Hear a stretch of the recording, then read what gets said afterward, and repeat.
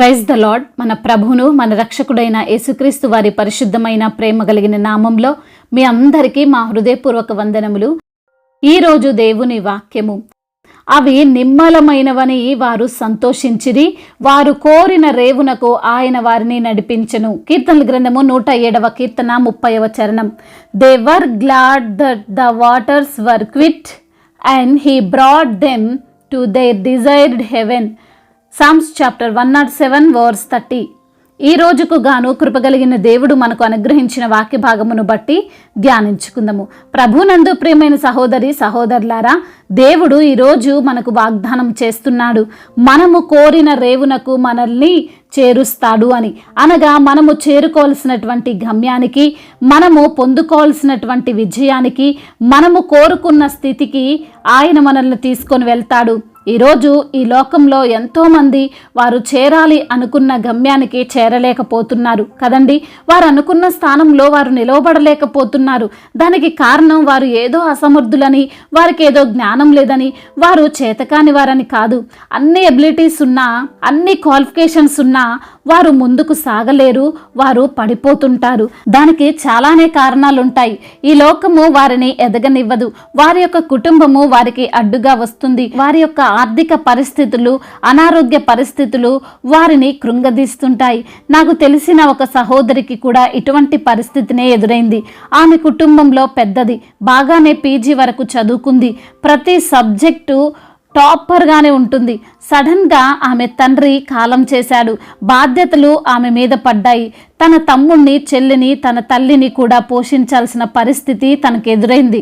వారిని పోషించుకోవడానికి, ఏదో ఒక విధంగా కుటుంబాన్ని నడిపించుకోవడానికి తాను అనుకున్న జాబ్లో కాకుండా వేరే చిన్న జాబ్లో చేరింది. ఈ రోజున ఈ మాటలు వింటున్న ప్రియమైన సహోదరి సహోదరుడా, ఇటువంటి సమస్యనే బహుశా నీవు ఎదుర్కొంటున్నావేమో. నీకున్న ప్రతికూల పరిస్థితుల వలన నీవు నీ జాబ్లో, నీ వ్యాపారంలో, నీ చదువుల్లో, నీ పరిచర్యలో, నీ కుటుంబంలో ముందుకు వెళ్ళాలి అనుకున్న గమ్యానికి చేరలేక ఎంతో ప్రయాసపడుతున్నావేమో. ఎవరు హెల్ప్ చేస్తారా అని ఎదురు చూస్తున్నావేమో. అయితే దేవుడు ఈ రోజున నీతోనే మాట్లాడుతున్నాడు. నీవు కోరిన రేవునకు, నీవు అనుకున్న గమ్యానికి, నీవు చేరాలనుకున్న స్థలానికి నిన్ను నడుపుతాను అని బైబిల్ గ్రంథంలో మనం చూస్తే, ఒకసారి శిష్యులు సముద్రమునొద్దకు వెళ్ళి దోణి ఎక్కి అటువైపు ఉన్న కపెర్నహూముకు వెళ్ళాలని ప్రయాణం సాగిస్తున్నారు. అంతలో చీకటాయను గాని యేసు వారి యొద్దకు రాలేదు అని వాక్యములో మనం చూడవచ్చు. యేసయ్య లేకుండా వారి ప్రయాణము కొనసాగుతుంది. అలా సాగుతుండగా పెద్ద గాలి విసిరి సముద్రము పొంగుతుంది. దేవుని తోడు లేని మన జీవితంలో అనేక ప్రతికూల పరిస్థితులు ఉంటాయండి. ఏదో ఒక రూపంలో, ఏదో ఒక సమస్యతో సాతాను మన మీద అటాక్ చేయడానికి ప్రయత్నిస్తుంటాడు. ఈరోజు నీవెంత ప్రయత్నిస్తున్నా నీవు అనుకున్నది సాధించలేకపోతున్నావు అంటే దానికి కారణం నీవేదో అల్పమైన వ్యక్తివని కాదు, తగిన జ్ఞానము లేదని కాదు, నీతో పాటు యేసయ్య లేకపోవడం వలనే అపవాది నీతో ఆటలాడుతున్నాడు, నీ మార్గానికి అడ్డుగా ఉండి నిన్ను ఆపుతున్నాడు. చూడండి, ఆ దోణిలో ఉన్నది శిష్యులు, అనగా పేతురు కూడా, అతని సహోదరులు కూడా ఉన్నారు. అయినా కానీ వారు ఆ తుఫానుకు భయపడ్డారు. సముద్రం పొంగడం చూసి ఏమి చేయలేకపోయారు. వారు దోణి నడిపించడంలో ప్రావీణ్యులే అయినప్పటికీ వారు గమ్యం చేరలేక కష్టాలు పడుతున్నారు. ఆ సమయంలోనే యేసయ్య నీటి మీద నడుచుకుంటూ వచ్చి ఆ దోణి ఎక్కి వారు వెళ్ళాలనుకున్న ప్రదేశమునకు చేరెను అని వాక్యం సెలవిస్తుంది. అనగా యేసయ్యను వారి జీవితంలోనికి ఆహ్వానించక, ఆయన దోణి ఎక్కక వారు క్షేమంగా ఎటువంటి అడ్డు లేకుండా ముందుకు సాగగలిగారండి. ఈ రోజున నీవు కూడా నీవు అనుకున్న గమ్యానికి లేదా స్థానానికి నువ్వు చేరగలవు.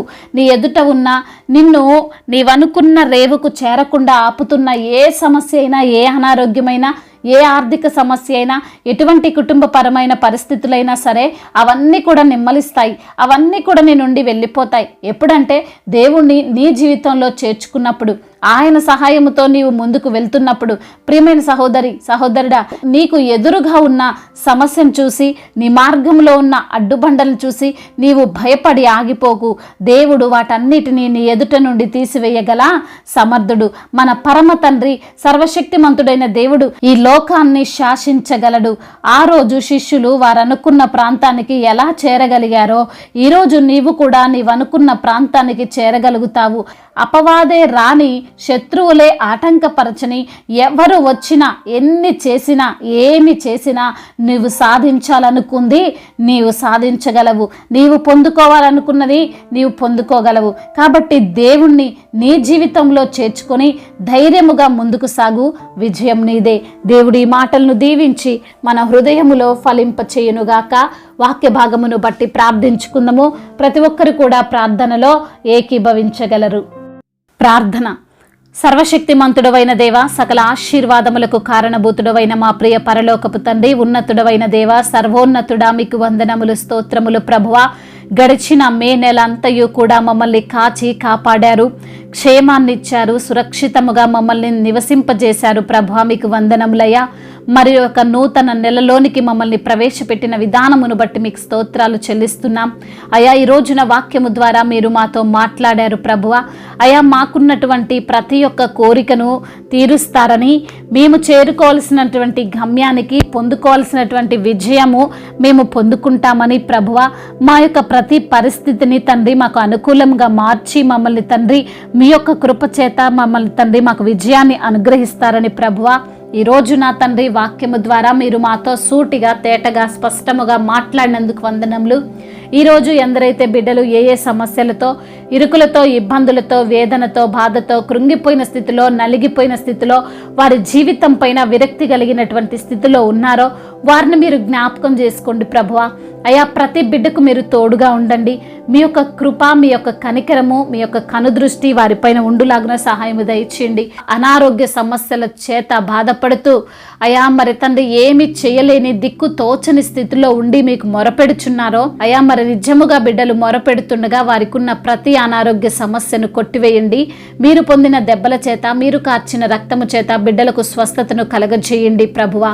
అదేవిధంగా నా తండ్రి మరణ పడకపై ఉండి మీకు మొరపెడుతున్న బిడ్డలకు ప్రభా, మరణశయ్య మీద యెహోవా వారిని ఆదరించునంటున్నావు ప్రభా. బిడ్డలకు ఆదరణ దయచేయమని బ్రతిమలాడుకుంటున్నాము. వారిని మీరు లేవనెత్తమని వేడుకుంటున్నాము.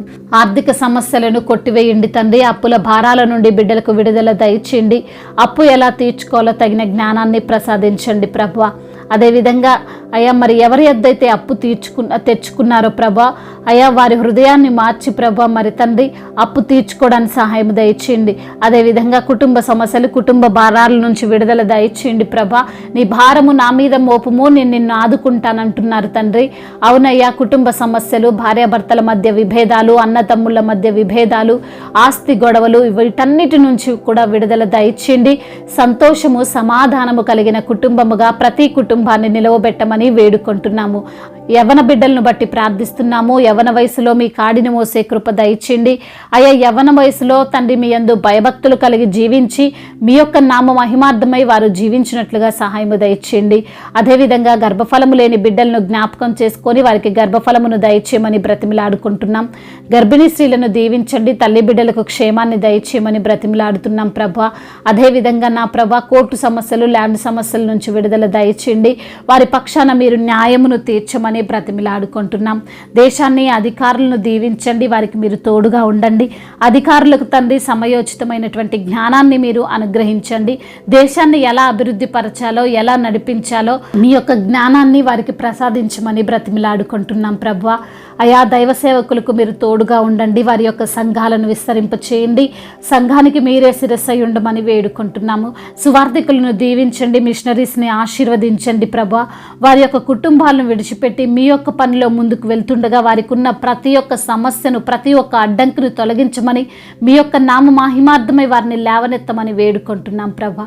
ఇంకా రక్షింపబడని బిడ్డలు ఎందరో ఉన్నారు ప్రభా. అయా, ప్రతి బిడ్డకు మీ యొక్క రక్షణ కార్యాన్ని జరిగించమని బ్రతిమిలాడుకుంటున్నాం తండ్రి. ఇంతవరకు చేసిన ప్రార్థన అంతటిని మీ పాద సన్నిధిన చేర్చుకోమని మనాదుడు, సర్వశక్తిమంతుడు, సర్వాధికారి అయిన నజరేయుడైన యేసుక్రీస్తు వారి మహిమ గల నామంలో ఈ ప్రార్థనను అడిగి వేడుకొని పొందుకొని ఉన్నాము మా ప్రియ పరలోకపు తండ్రి. ఆమేన్. ఈరోజు పుట్టినరోజు మరియు పెళ్లి రోజు జరుపుకున్న వారందరినీ దేవుడు దీవించి సకల మేలులతో, ఆశీర్వాదములతో, కృపాక్షేమములతో, శాంతి సమాధానముతో దేవుడు మిమ్మల్ని నింపునుగాక. మీ యొక్క ప్రార్థన అవసరతలను మాకు తెలియజేయగలరు. మీ కొరకు మేము తప్పక ప్రార్థిస్తాము. మొదటిసారిగా మన యొక్క ఆదరణ వాక్యం చూస్తున్నట్లయితే తప్పకుండా సబ్స్క్రైబ్ చేసుకోగలరు. ఈ వాక్యం మీకు ఆశీర్వాదకరంగా ఉండినట్లయితే అనేకులకు కూడా ఈ వాక్యాన్ని పంపి మీరు కూడా దేవుని యొక్క రాజ్య సువార్తలో పాలిభాగస్తుడు కావాలని దేవుని పేరిట మనవి చేసుకుంటున్నాను. May God bless you all. దేవుడు మిమ్మల్ని దీవించి బలపరిచి స్థిరపరచునుగాక.